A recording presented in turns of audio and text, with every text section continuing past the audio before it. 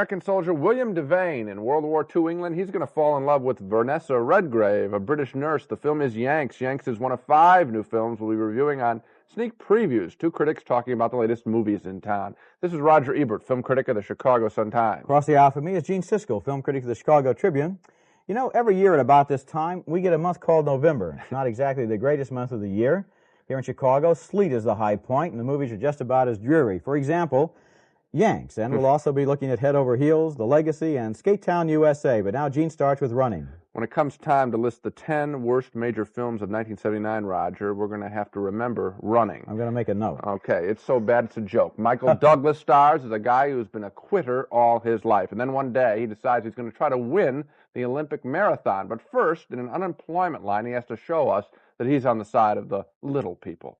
What a cheap scene. Dump on the fat lady, cheer the unemployed. Now, what's worse, that scene has nothing to do with the rest of Running. It's just stuck in there to make us think Michael Douglas is a good guy in this movie. Douglas also is divorced in the film from Susan Anspach. He wants to get back together with her, but she's had it with him, so we see his pain in yet another scene designed to make us sympathize with this guy. Frankly, I'd rather see a movie about Howard Grant, the car dealer, than Michael Douglas. After that, Michael Douglas trains for the Olympics, and what do you know? He makes the team. Surprise, weren't you? Maze, yes. Yeah. Midway through the big race, a TV commentator tells us that it's not important that you win a marathon, merely that you finish. Can you guess what happens in the race? Yes, he's listening to the radio. No. Will he win, or will he just struggle to finish? This movie would like to be a Rocky for joggers. Actually, it's a very cornball movie, the sort of simple-minded picture you get for free on TV, but no one would ever think to charge admission to it. Unfortunately, Gene, they thought of that very thing at the theater I saw it in. Yeah. You know what this movie has? There hasn't been one since the early 60s, the early 70s. Something I used to call a semi-obligatory lyrical interlude. This is the moment in the film when they stop dead. They can't remember what they were going to do next. They don't know what the character is, what his dialogue is, what the story is. So they put a would-be hit song on the soundtrack, and they tell him to run through the park. Well, that does for about 3 minutes.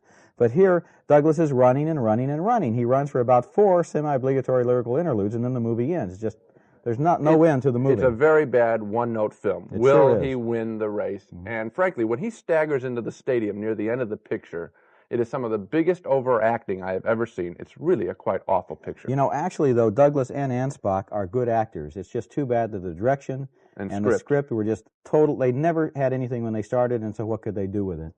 The movie we have next is at least a more noble effort anyway. It's called Head Over Heels, and it is head over heels, all right. It's a backward love story between a lonely guy and a married woman.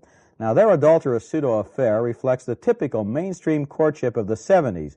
That's when your average upwardly mobile dating couple spends all week studying self-help books so they can spend Friday night sitting next to each other speechlessly looking at a movie together. Their dialogue's out of the pages of Cosmopolitan. Now, example, look at this. What are they talking about at dinner in this scene, and what in the world is it supposed to mean? What cornball syrupy stuff. Break up the rocking chair, throw her into your arms. That's what to do. During those few moments when this tragically chic couple is sharing the same scene, they're so strange we want to introduce them. Their relationship is shallow. Their conversation is pointless. All the characters in this movie spend most of their time in empty conversations like this one, where the hero takes a friend to his mother's house for dinner. It sure is on you, too, because if there isn't any dinner, why put this scene in the movie when the couple still isn't talking to each other? Exactly. The wacky mother there was played by Gloria Graham. Head Over Heels is an annoying love story. Instead of giving us a movie about these lovers, who are they? Why are they in love? We really don't know. The director fills the screen with bickering, crazed characters and sappy embraces. Yeah, you know, when I see a picture like this with these modern, psychologically troubled characters, I long for the good old days of movie making, not because the romances were so sweet and they always ended happily, but because there were strong characters. Somebody looked somebody in the eye and said, I love you. Somebody said, I can't love you. I'm not allowed to love you. Whatever it was, strong writing. This is Cary Grant and Ingrid Bergman, instead of these people saying, do you know what I mean? No, I don't know what you mean. What are you saying to me? You know, the audience is shouting out what they're trying to say to each other. It's a rip-off of Annie Hall. Woody Allen made a very fine film about couples, but there was some strong positive quality to them. This is just modern gibberish. You know, what I think about when I look at a movie like this, it's too bad if anybody gets stuck in a movie like this, but if you're stuck there, at least it's not a totally bad movie like Running, which has nothing in it, which is a total failure. This movie doesn't work, but the director, Joan Silver, is trying to do something. She's trying to do something original. We don't know what it is. I don't think she knows what it is, but it's fun to at least sit there and see how it fails, if that makes any sense. Yeah, I still skip it, and you agree, right? Yeah, don't go to see it. If you find yourself in it, that's how you think about it. That's how you survive it, maybe. It was only a matter of time, Roger, before a roller disco movie. You're kidding. No.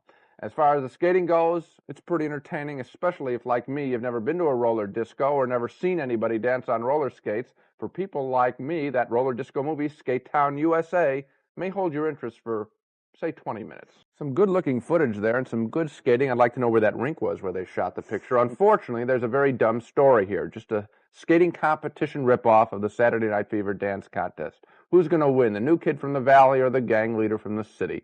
This is a summer drive-in movie, really, that looks totally out of place here in November. It's just not classy enough or funny enough. So we saved you another $3. Yeah. One thing about that scene, it did look like fun. I'd never seen a roller disco before, and now I've seen one, and one was enough. Yeah. The problem with these guys, though, is once they get off the floor, what are they going to do? We watch that for 20 minutes, then they try to put a plot to it, and they don't know how to say anything except go off the floor and say to a girl or whoever it is, would you like to come back on the floor with me? I mean, it's not a movie. It's not a movie, and the reason is it's just a gimmick. Yeah. All the people that made this picture wanted to do was be the first ones out. So they rushed out a picture, no dialogue, no story really, very simple, 6 weeks, make the first one, not make a good one. Okay, so they made the first one. Hooray. Our next movie is a haunted house mystery from England named The Legacy.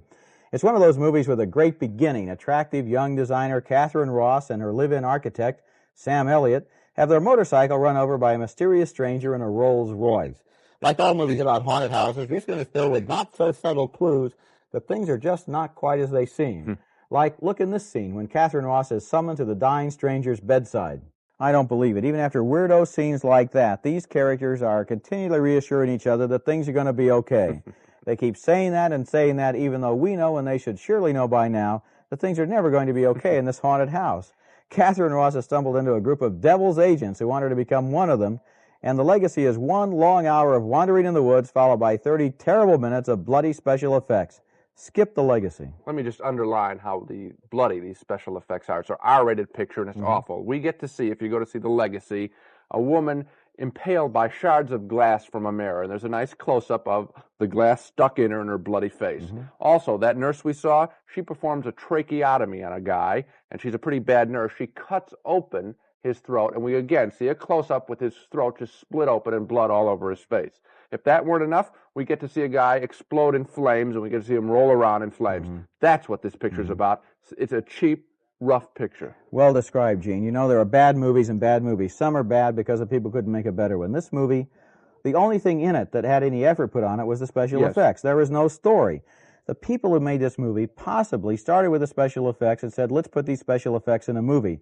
We've got the stake, we've got the tracheotomy, now let's just have people walk around for an hour and shock them with this stuff. Those sound to me like very mean-spirited people. Yes. Okay, now when I went to see Yanks, I knew it was about World War II and American soldiers falling in love with British women. I also knew it was made by John Schlesinger, the fine English director who's made such top-quality films as Midnight Cowboy and Sunday Bloody Sunday. So, we have John Schlesinger doing a World War II romance. I thought he must have something special he wanted to say, but no, Yanks is a big surprise and disappointment. It's just a simple-minded Hearts and Flowers love story about an older, wiser, more mature couple and a couple of tempestuous young lovers. William Devane and Vanessa Redgrave are the more experienced folks. They have a relaxed, easy relationship. Forget the future. They just want to keep each other company now. He's a supply officer. She's a volunteer nurse. And they have a drink together at a U.S. Army hideaway. They're very good together. Unfortunately, there's not enough of the two of them in the picture. More time is spent with a younger couple, Richard Gere and Lisa Eichhorn. She has a boyfriend who's away fighting the war. Meanwhile, she and Richard Gere flirt with running away together to America. Very sweet. This is one of those star-crossed, mushy relationships. The kind little kids go, yeah, at when they see them kissing on the screen. It's a sappy relationship. And Richard Gere, the guy in that last scene, he strikes me as a handsome but very self-conscious actor, always primping and gesturing in front of the camera. But my biggest complaint with Yanks is that it's a tired retelling of a tired old story. There's absolutely nothing fresh about Yanks, and that's shocking. I don't know why the director, John Schlesinger, made it. Well, I have a clue. There is something fresh about Yanks, and that's the grass and the trees and the vision that he has there. Maybe it was fresh in his memory. This might be something from his own youth or something. From his own youth, yeah. And he wanted to go back to it, and once he got back, he had this beautiful set decoration. He had all the props. He had the costumes. What to do with it? Who are the characters? What is their story? Yes, he really doesn't. He doesn't know. He just plays around with it. It's beautiful. After a while, it's over. There's something in common with all the rotten movies on this picture. They all have one big gimmick and then no people. Make a movie about running in the Olympics. Make a movie about shards of glass going into somebody. Make a movie about roller disco. Make a movie about recreating England. But they all forget the people. Maybe they ought to start with the people and then come up with a place to put them. Or maybe before they start making a movie, they ought to know why they want to make it. I guess, though, that of the 5 movies on this show, none of which we recommend, if you want to take a chance on one of them, certainly in terms of its physical beauty, we'd probably recommend Yanks. Well, look who's here. You know, I don't know why you showed up now. You should have been here at the top of the show because we already had our dogs. So look, here's what we're going to do. Roger and I thought we'd try a change of pace. We're going to skip our regular Dog of the Week feature if it's okay with you. And now we're going to recommend some pictures you should see. We've already talked about all the rotten pictures, but the films you should see are not in the movie theater right now. They're so lousy around right now. The movies we want you to see are on television. In the fall, commercial TV networks, in an effort to get high ratings, cram their primetime schedules full of expensive first-run movies. We're now going to give you reviews of 4 of them coming up in November. Okay, Gene, let's start with 2 blockbusters coming up on TV, an action comedy named Silver Streak, and a multi-million-dollar World War II extravaganza named A Bridge Too Far. Now, these 2 movies may seem to be very different at first glance, but actually, they're typical of first-run movies on television, and that's because they're both on at the same time. Silver Streak stars Richard Pryor and Gene Wilder as 2 con men trying to avoid the cops on a cross-country passenger train. And Silver Streak will make its television premiere on Thursday, November 15th on CBS. Meanwhile, over at NBC, A Bridge Too Far goes so far that it begins November 15th and concludes on the 16th. That's so you can spend 24 hours in suspense if you haven't heard who won World War II. Which one do we recommend? Okay, on the 15th, we say see Silver Streak. It has a great cast. Gene Wilder, confused as ever, Jill Clayburgh, sexy as ever, and Richard Pryor, explosively funny as ever, so see Silver Streak on the 15th. And that leaves the night of the 16th. Now, believe me, it's all right if you missed the first part of A Bridge Too Far, because the second half on the 16th shows you what you missed. The same people doing the same things, only later on in the same movie. Now, A Bridge Too Far, alas, is not a good movie. It should have been renamed A Bridge Too Long. Absolutely. Okay? Now, later this month, there are 2 more network movie premieres. On Monday, November 19th, CBS TV is presenting The Turning Point, a film about 2 women friends, Anne Bancroft and Shirley MacLaine. Bancroft is a professional ballet dancer, and MacLaine gave up dancing to get married. So when they meet again after a few years, they obviously challenge the choices each has made in her life, and the sparks really fly. Also in November, the wonderful George Burns comedy Oh God makes its network TV debut on Sunday, November 25th, also on CBS. It's got a couple of inspired bits of casting. Nice guy singer John Denver plays a nice guy supermarket manager who gets a message from God, played by George Burns. God wants to see John Denver. George Burns is a marvel in the film. He makes us smile every time we see him. Are The Turning Point and Oh God worth watching? I think so. I like The Turning Point. Even though it's a little goody-goody, I like the way it honors the world of ballet, and I like that it's a film about work and about real families. Those are unusual subjects for movies these days. As for Oh God, it could have been a very silly movie, but it turns out to be a lovely, old-fashioned, funny Hollywood story in which we're gently reminded to love our neighbor and other good things, all done with a very light touch. So make sure you see Oh God on TV. It sure beats forking over $3 or $4 to see any of the new movies we reviewed on this show. You can say that again. And, Gene, let's go back around and take another look at those films. We began with The Running, rated PG, the laughable saga of a middle-aged marathon runner. Now, neither Gene or I want to jog along with this one, so we give it 2 no's. We thought Head Over Heels was Topsy-Turvy 2, a mixed-up love affair with 2 confused people. 2 no's for that one. And Skate Town, USA was okay for its first few minutes, but then fell flat on its face. 2 no's for that one. Next, we had The Legacy, a dismal, violent, and bloody haunted house picture. 2 big no's for that one. And finally, the beautiful, sentimental, but disappointing Yanks about GIs in war-torn England. 2 reluctant no's for that one. Now, Gene, is this the first show where we both voted no on all 5 films? I think it is. We certainly had enough dogs for you, didn't we, Spot? See, the problem is we're in that lull between the early fall movies, which are kind of good, and then the big Christmas picture. So November is sort of a cruel month. So much for some movies to see and movies to avoid. Next time on Sneak Previews, we'll review a sports comedy. It has Jonathan Winters and the year's funniest title, The Fish That Saved Pittsburgh. Also, the romantic comedy French Postcards about American college students spending a year in Paris, and The Rose, the new Bette Midler film loosely based on the life of the late rock and roll star Janis Joplin. Until then, see you at the movies.